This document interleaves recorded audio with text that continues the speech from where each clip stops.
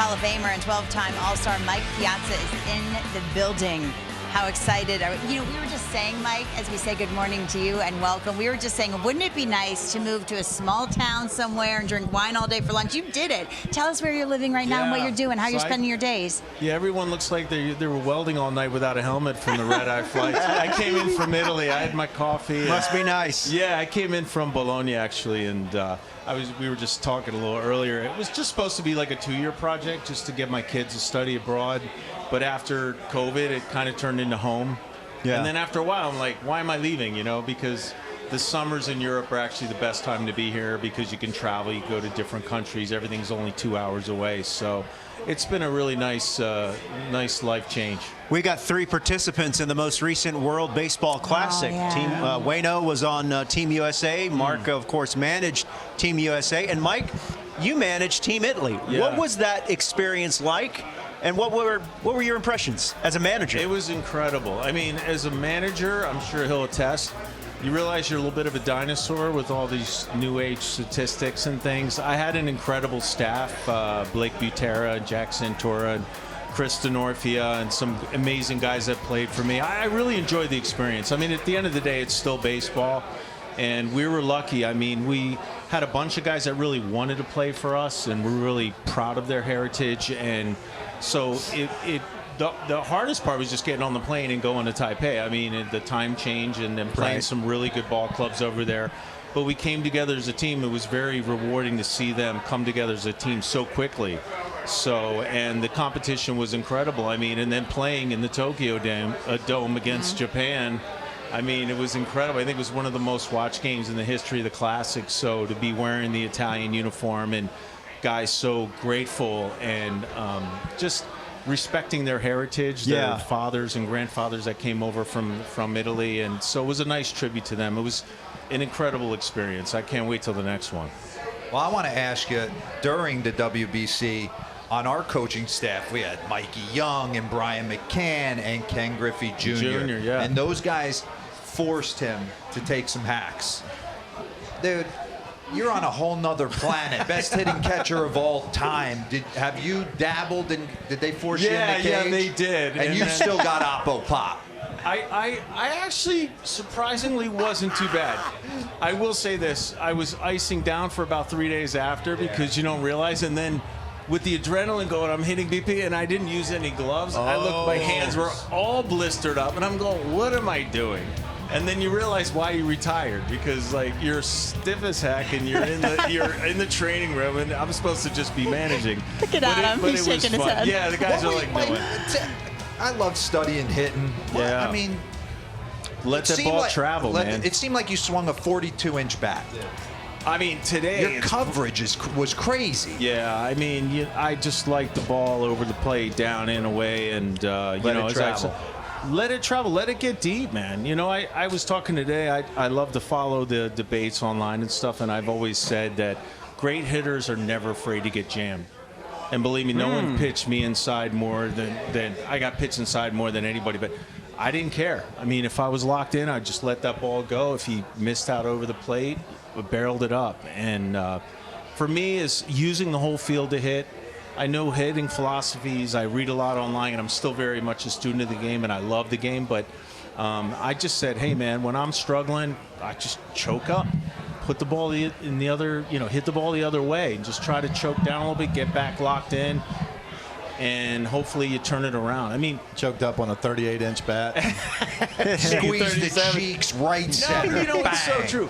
You know, as a coach, I say to guys, you know, 1 for 4 is 250. 1 for 3 with a walk is 333. That's what Chipper Jones used to say. The difference between hitting 300 and 250 in 100 at bats is 5 hits. Wow. So if you think about it, that's a great If way to you just put put it. the ball in play, you could be a 300 hitter. So when I see guys today hitting like in the low 200s, I'm like, dude, just make some more contact. And that was rewarding, is talking to the guys and getting them to pick my brain and telling them how I felt. So that was something that was a lot of fun for me as well. You hit arguably the most impactful home I was there run for that in one. team history. That was right after 9/11. D-Row was there that night. What do you recall about that? And then lastly, how often do Met fans come up to you when you're stateside to tell you about what this meant to them? Well, I mean, I'm sure he'll tell you. It was a really, I mean, it was a very sad week, obviously, the tragedy of that week, and where baseball really took a back seat. It really wasn't, it didn't mean a lot to us because of the pain and the suffering that we did see. But then when we realized and we started hearing everyone, you guys got to get back out there, we need something, was really, it was just so emotional in a way because we realized people wanted something, a little bit of hope, but just to turn, just to get a little bit of healing. And we knew, we kept it in perspective, but just to be out there, I think was the special thing. And then to have an incredible game like that and be in the right place at the right time and come through is, obviously, it's on my Hall of Fame plaque, so it's great. It's we were in the dugout, and Bobby Cox, I'll never forget it. When you made contact, it was like we were all sitting there, like right man, right time. He deserved to be the guy to hit the homer. The Mets deserved to win this game. Yeah. But when I first came to the big leagues, I got called up in '98. I got three at bats in September. And I had to get over being starstruck by certain players playing on the same field as Barry Bonds, Jeff Bagwell. And in 1999, I get called back up. And you were one of those players for me, Mike. And I come walking to the dish. We have video of this. Dennis Cook was a notorious guy who scuffed the baseball. I was unaware. And they kept saying, check the ball, check the ball, check the ball. Pat Corrales is yelling at me. I'm like, I do not want to check anything. I got 4 ABs in the show. And I make him check the baseball, and you stand up and look at me like you got 3 pitches. This last pitch is 5 feet outside. Liz, see you later. Oh, that's a strike. Get out of here with that. I need that strike zone. That's a pitch out.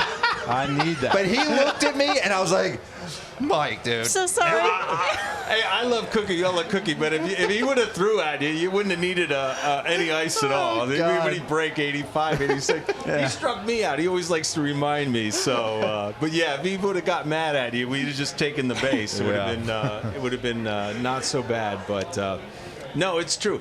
Talk about a Barry Bonds story. I remember I got called up in '92 and we're playing the Pirates, and I didn't even realize I was so excited that we were intentionally walking him. So I feel this bat hit me in the ribs, and I look at Tommy Lasorda. He's like, 4.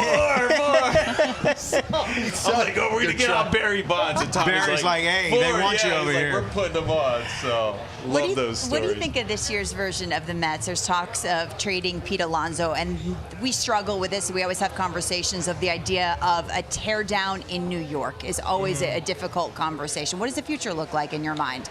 I think New York will always be a cauldron. It's just, I mean, Darryl made some great comments the other day. It's just a difficult place to play.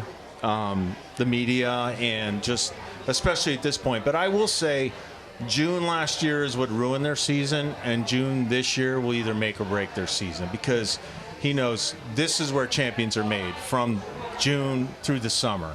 So obviously they've had a tough time up until then. The teams that are playing as well as they are right now, they're never going to keep up that pace. So the summer is where champions are made. So we'll see. I mean, you know, it doesn't look good because they're in a tough position. They got to claw back, but you come back, win 2 out of 3s, 3 out of 4s. You start putting some streaks together. You get hot at the right time. Anything could happen, especially with the extended playoff situation. So I'm an optimist. I mean, I still think the team could peak. We'll see. But after that, you know, a lot of tough decisions if it doesn't work out for them. True. Well, Mike, we appreciate you spending a little time with us here in London. I hope you enjoy the stay, and hopefully you enjoy the games as well. Appreciate the time.